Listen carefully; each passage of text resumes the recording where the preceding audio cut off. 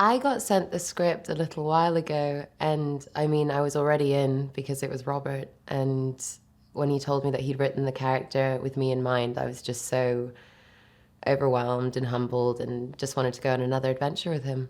And what an adventure it is. Olga was very interesting to me because I knew that I would be portraying an archetype, and the idea of how to be an archetype while still keeping it real and fresh and not going into stereotype. I think I was intrigued with how I could kind of play in that boundary. When we meet Olga, Olga is just hanging out in her village. She's having a good time, living a good life. She is a Slavic lady.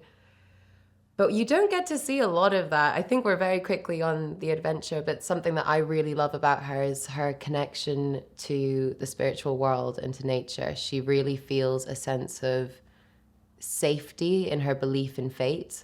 And that's a lovely confidence actually to have as a character, because you know that whatever's going on for her, she knows that it's what is meant to be. And that gives her a sense of ease, even when things are very difficult. One of the things that excites me most about this film is the long takes that we're getting to do, because that as a performer is so wonderful. You know, you're not getting stopped every 2 seconds. You get to actually be in the scene, be in the moment, and let it play all the way out. I think Amleth and Olga are drawn together by fate. I think she really believes that. I think when she was little, there was kind of this idea that she had to wait for her destiny to come to her, because she knew that there was going to be a destiny in that sense. And I think when she recognizes Amleth, she's still in her current situation, so she doesn't like him very much, and she finds it ridiculous that this man is willingly wanting to be a slave, willingly want to join in on this horror. But she can't help herself in helping him. It's a natural instinct that she has.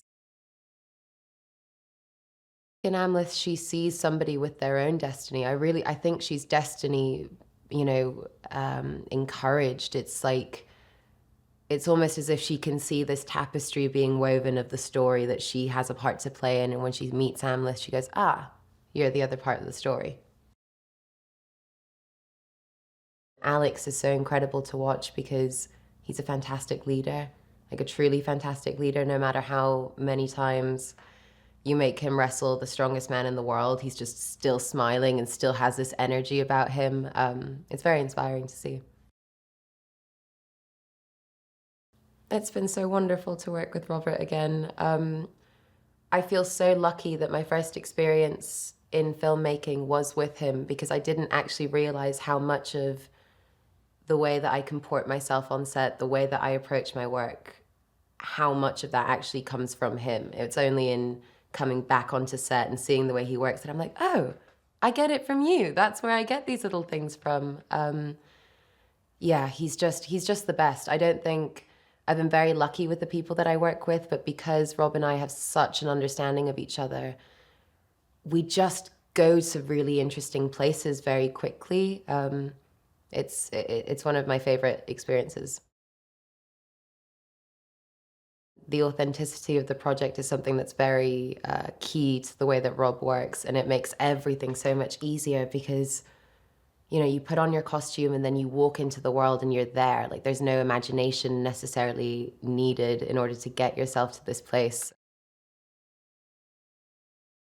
I am so happy to be working back in Northern Ireland. I did a movie here a couple of years ago and completely fell in love with the people and the scenery. I'm a big nature lover, so being on the side of a mountain overlooking incredible views and that being what you're looking at when someone's setting up the next shot, that's my happy place. So yeah, some truly extraordinary sights have been seen, but I'm not good at taking photographs, and I should be. I just want to drink it all in with my eyes. But no, we've been so lucky. It really makes it magical. Oh, how would I describe the Northman? It's brutal. It's fantastical. It's epic.